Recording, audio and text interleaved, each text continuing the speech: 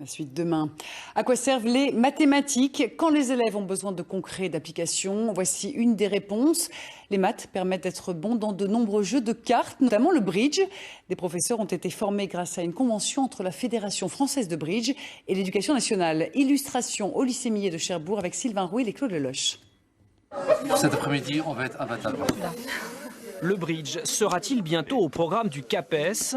Depuis 2012, l'Éducation nationale missionne des experts de ce jeu de cartes dans les établissements. Objectif, initier les profs en insistant sur les similitudes qui existent entre les deux disciplines.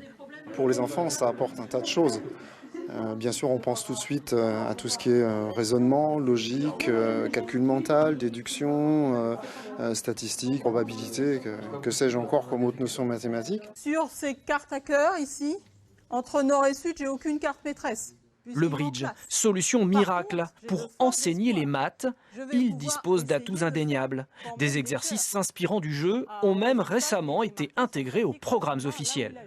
Ça se rapproche de ce vers quoi on est censé tendre maintenant, effectivement. C'est-à-dire de plus en plus essayer de faire des mathématiques sans se rendre compte qu'on fait des mathématiques. C'est-à-dire se rendre compte, comment dire, voir que les mathématiques, c'est dans la vie de tous les jours, on s'en sert, et pas de façon aussi sèche et abrupte que ce qu'on peut faire en classe. Apprendre en s'amusant, une façon aussi d'intéresser les élèves les plus en difficulté en dédramatisant l'apprentissage qui devient ludique. Rester pendant toute une journée assis à écouter un professeur, ça devient difficile pour eux, je pense.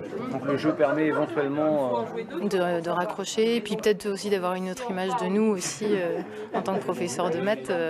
Voilà, c'est plus la discipline forcément qui fait qu'on va avoir des difficultés.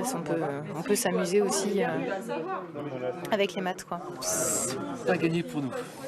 Reste maintenant aux professeurs à appliquer concrètement cette méthode dans les salles de classe. En France, plus de 300 enseignants ont d'ores et déjà été formés et ce n'est qu'un début. Et on termine ce journal par ce projet ambitieux à l'école élémentaire Molière d'Alençon.